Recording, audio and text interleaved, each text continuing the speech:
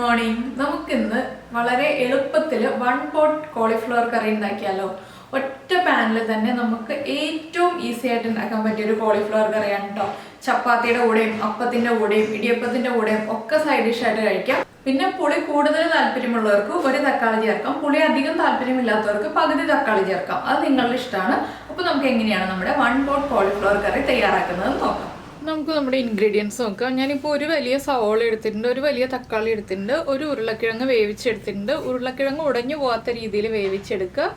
പിന്നെ 1/4 kilo cauliflower petals ആയിട്ട് അടർത്തിയതിന് ശേഷം തിളച്ച വെള്ളത്തിൽ ഒരു അരമണിക്കൂർ സോക്ക് ചെയ്ത് വെച്ചിട്ട് കഴുകി വൃത്തിയാക്കി എടുത്തിട്ടുണ്ട്. ആദ്യം നമുക്ക് ഈ സവോളയും തക്കാളിയും ഒക്കെ ഒന്ന് കട്ട് ചെയ്തെടുക്കാം, അതിനുശേഷം ബാക്കിയുള്ള കാര്യങ്ങൾ ചെയ്യാം.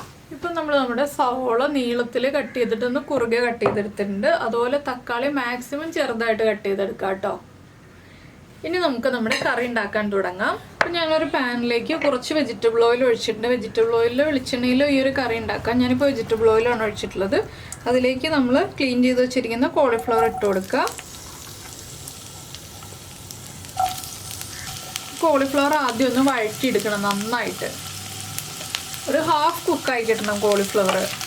അപ്പോൾ കോളിഫ്ലവർ വഴറ്റുമ്പോൾ കോളിഫ്ലവറിലേക്ക് കുറച്ച് ഉപ്പ്,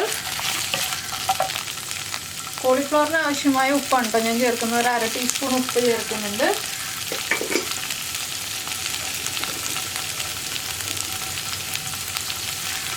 അര ടീസ്പൂൺ മഞ്ഞൾപ്പൊടി. ഇത് രണ്ടും ചേർത്തിട്ട് നന്നായിട്ടൊന്ന് വഴറ്റിയെടുക്കുക.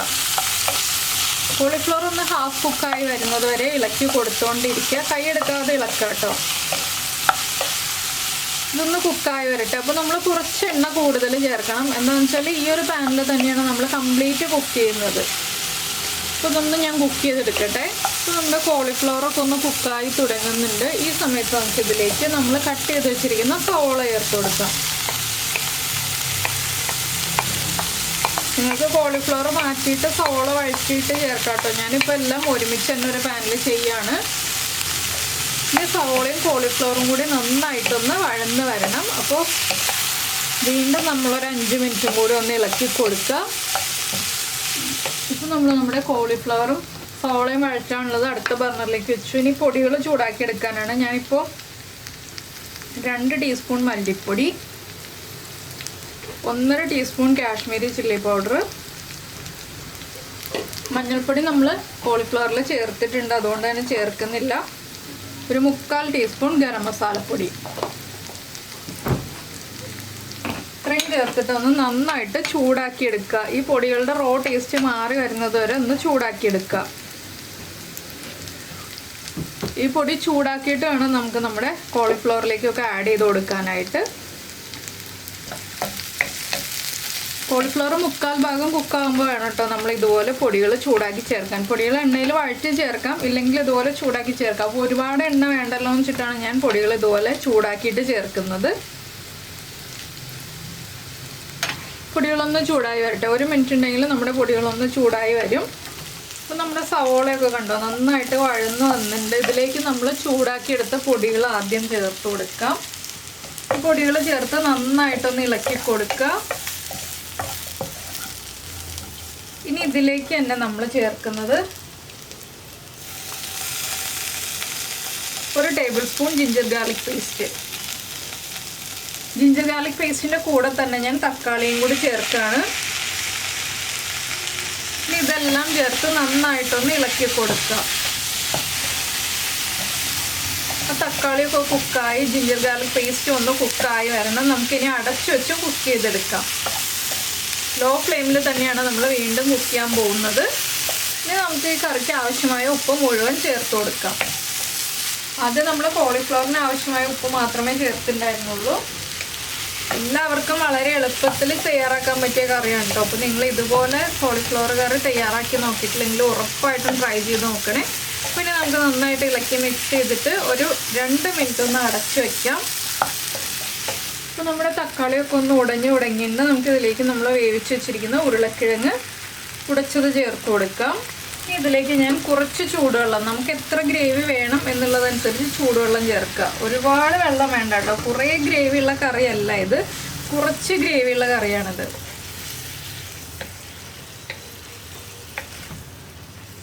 നമ്മളൊന്ന് കുറുകാനും കൂടിയാണ് ഉരുളക്കിഴങ്ങ് ചേർക്കുന്നത്. ഇനി ഉരുളക്കിഴങ്ങിലേക്കും കോളിഫ്ലവറിലേക്കും ഒക്കെ നന്നായിട്ട് മസാല പിടിക്കുന്ന രീതിയിൽ കുറച്ചുകൂടി ഞാൻ വെള്ളം ചേർത്ത് കൊടുക്കുന്നുണ്ട്. കുറച്ച് സമയം ഉരുളക്കിഴങ്ങും കോളിഫ്ലവറും ഒക്കെ ആ ഗ്രേവിയിൽ കിടന്നൊന്ന് തിളച്ച് വരണം. അതനുസരിച്ച് കുറച്ചുകൂടി ഒരു 1.5 കപ്പ് വെള്ളം ചേർക്കുന്നുണ്ട് ആകെ. ഈ കറി ഒന്ന് നന്നായിട്ട് തിളച്ച് കുറുകി വരട്ടെ. അപ്പോൾ നമ്മുടെ കറി ഇതാ കറക്റ്റ് പാകമായിട്ടുണ്ട്. ഞാൻ ഫ്ലെയിം ഓഫ് ചെയ്തു. ഇനി ഇതിലേക്ക് കുറച്ച് മല്ലിയില ഇട്ട് കൊടുക്കാം. മല്ലിയില ചേർത്താലാണ് കേട്ടോ കറക്റ്റ് കറിയുടെ ടേസ്റ്റ് റെഡിയാവുക. നിങ്ങൾക്ക് മല്ലിയിലയുടെ ഫ്ലേവർ താല്പര്യമില്ലെങ്കിലും വളരെ ചെറിയ അളവിലൊന്ന് ചേർത്ത് കൊടുക്കുക. മല്ലിയില ചേർത്തിട്ട് നന്നായിട്ടൊന്ന് ഇളക്കി മിക്സ് ചെയ്യുക. ഇനി ചെറിയ ചൂടിൽ നമുക്ക് ചപ്പാത്തിയുടെയോ ഇടിയപ്പത്തിൻ്റെയോ അപ്പത്തിൻ്റെയോ ഒക്കെ കൂടെ ചേർത്ത് കഴിക്കാവുന്നതാണ്. കോളിഫ്ലവറൊക്കെ നന്നായിട്ട് കുക്കായിട്ടുണ്ട്. അതുപോലെ തന്നെ ആ ഉരുളക്കിഴങ്ങുള്ളതുകൊണ്ട് തന്നെ കറി കുറുകിയിട്ടുണ്ട്. ഇനി ചൂട് മാറി വരുമ്പോൾ ഒന്നുകൂടി ഒന്ന് കുറുകി വരും. കോളിഫ്ലവറിലേക്ക് ആ മസാലയൊക്കെ പൊതിഞ്ഞിരിക്കുന്ന പാകത്തിലാണുള്ളത്. ഇനി നമുക്ക് കറി സെർവ് ചെയ്യാം. അപ്പോൾ നമ്മുടെ കോളിഫ്ലവർ മസാലയും ചപ്പാത്തിയും ഇതാ റെഡി ആയി കഴിഞ്ഞു. അപ്പോൾ എല്ലാവരും ഉണ്ടാക്കി നോക്കുമല്ലോ. വളരെ എളുപ്പത്തിൽ ഒറ്റ പാനിൽ ഉണ്ടാക്കാൻ പറ്റിയ 1 പോട്ട് കോളിഫ്ലവർ മസാലയാണ്. അപ്പോൾ നിങ്ങളെല്ലാവരും ട്രൈ ചെയ്ത് നോക്കിയിട്ട് നിങ്ങളുടെ അഭിപ്രായം നമ്മുടെ വീഡിയോയുടെ താഴെ ഒന്ന് കമൻറ്റ് ചെയ്യുക. അപ്പോൾ നിങ്ങൾക്ക് ഇഷ്ടപ്പെട്ട റെസിപ്പി ആണെങ്കിൽ ഒന്ന് ലൈക്ക് ചെയ്യാനും കൂടെ മറന്നു പോയത് കേട്ടോ. പിന്നെ നമ്മുടെ ചാനൽ ആദ്യമായിട്ട് കാണുകയാണെങ്കിൽ നമ്മുടെ വീഡിയോ പ്രസൻറ്റ് ചെയ്ത രീതിയൊക്കെ ഇഷ്ടമായി എന്നുണ്ടെങ്കിൽ ഒന്ന് സബ്സ്ക്രൈബ് ചെയ്ത് സപ്പോർട്ട് ചെയ്യണേ. അപ്പോൾ നമുക്ക് നമ്മുടെ അടുത്ത റെസിപ്പിയുമായിട്ട് അടുത്ത ദിവസം വീണ്ടും കാണാം.